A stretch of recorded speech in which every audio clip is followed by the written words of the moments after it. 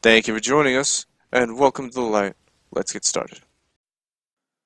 When you start this game, there are many choices you are given after you pick your starter frame. These choices only get more numerous after that. There are a few places that people most commonly get hung up on, or the most common questions I hear people ask. They are, what frame should I buy with my beginner plat? What is the best way early on to get plat? What weapon should I get? What should I do with my beginner plat? What mods should I get? What's the best weapon early on? And various other questions that they seem to get hung up on that would help them. This guide will help you with those questions. To start off with, the beginner plat you were given is extremely valuable, mostly because it's free. With that plat, you were 2 plats short of being able to get 2 Warframe slots and 2 weapon slots, which you can easily get by trading some of the Cetus bounty relics you will get by doing Cetus bounties. Some people would say the best buy would be to spend it on mods. I would sincerely disagree with them. Some of the best mods in game you get early on. For example, there are 2 amazing sets you can get really early on in Cetus and Fortuna by doing some bounties. There's the Augur set, then there's also the Mecha set. The Augur set is fantastic and easy to get. Now, if you're not familiar with the sets and how sets work in general, then let me explain. Sets are things that when you wear more of this set, the bonus you get from wearing the set increases.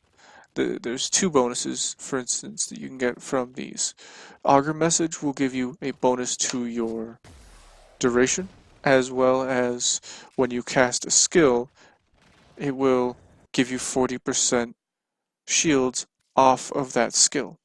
So if you cast Discharge, which is Volt's 4th ability, you will get 40 shields from casting that. Now, if you wear all 6 pieces of this set, or all 6 mods in this set, you can end up with 240 shields just for spending 100 energy, which is fantastic for your survivability. Not to mention that the drain on these mods, or the cost that it takes to equip these mods, is only 7 when they're fully ranked up, and they're easy peasy to rank up. The Mecha has its own little caveat, if you will, that requires you to have a Kubro. Luckily, you can get one fairly early on by doing the Mark of the Kubro quest. My apologies. Howl of the Kubro quest. The Howl of the Kubro quest is where you get your first Kubro and color. Kubros are very valuable. There are 5 types. There's the Sahasa, the Huras, the Chesa, the Sunica, and the Raska. All are very useful. My favorite 2 have got to be the Huras and the Chesa. I will make a video later on that will go more in depth in what each animal does. But for now, let's go back to the Mecha set. The Mecha set is a wonderful set that when you put it on, your Kubro will mark the target, a target. And when you kill the target that is marked, any statuses on that target get spread to every enemy within 30 meters. This is great, as later on, when you figure out which statuses you want to put on, you could potentially nuke a room or a 30-meter range easily by killing the marked target. These wonderful mods are great to accompany with the synth set, which you don't have to have the whole synth set. I recommend just 2 mods, Synth Fiber and Synth Deconstruct. They make your pets unbelievably more tanky and unbelievably more survivable. Now there are a few more mods you can get with that. That would be the Link mods, Link Health, Link Shields, Link Armor, and the mission I recommend you get these at is on Earth, the Rescue. A few reasons. 1, out of that mission you will get the Spectres blueprint. And it's a 10 Spectre blueprint, so when you make it, you get 10 Spectres of your choice. Also, while you're doing that particular mission, you can kill Kubro dens. The Kubros are the only way, Kubros and Kavats, the only ways to get the Link Health, Link Shield, and Link Armor sets.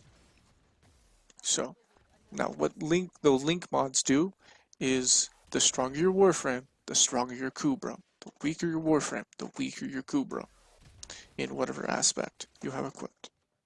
You should focus on getting one more Warframe. That Warframe should be Nidus. I could not emphasize Nidus enough because he has a few abilities that are amazingly useful to you and your team. He brings CC, he brings healing, he brings damage reduction, he brings damage increase. He will increase your damage while decreasing the enemy's damage, and he can heal you whenever you need it, and he will.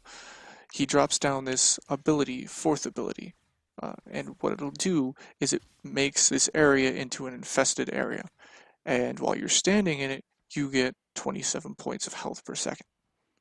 It's amazing. And also, he will link to you using this, what looks like a wad of snot. And he will reduce your the damage you take while increasing how much damage you do, whether it be from your weapons or your abilities. And it's a percentage based, and it's off the top of everything else. I've thoroughly tested all the specters, and this is the only one I was by far impressed with. The only one that I would take end game missions with me.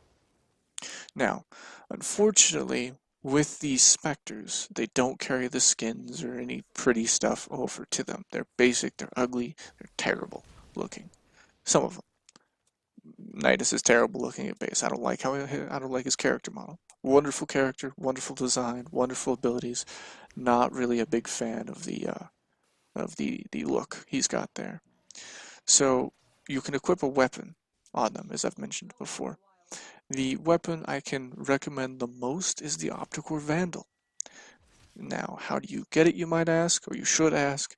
You get it by doing the Thermia Fractures event on Venus.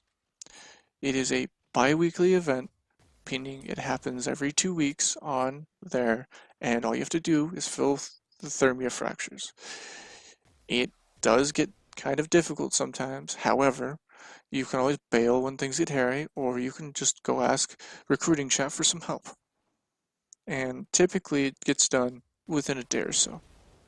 While you were doing that, you can also pick up relics. And again, relics are just a great thing to use to trade for things. If you are having trouble getting a set piece, or you need more platinum, these relics are always vaulted. What that means is they're always going to be in game for a short amount of time and then brought back later. So the things that these relics hold are very valuable, and are more so valuable if you sit on them after the relics change to another set of relics. Just a piece of something to keep in mind. Ideally, you'd want to trade half of your stock in total. So if you get 3 in that one particular day, well, then I would suggest you trade 1 or 2, not all 3. So that way you can build up a reserve. And when they drop the new vault, or they do the new unvaulting, then these relics would become more valuable.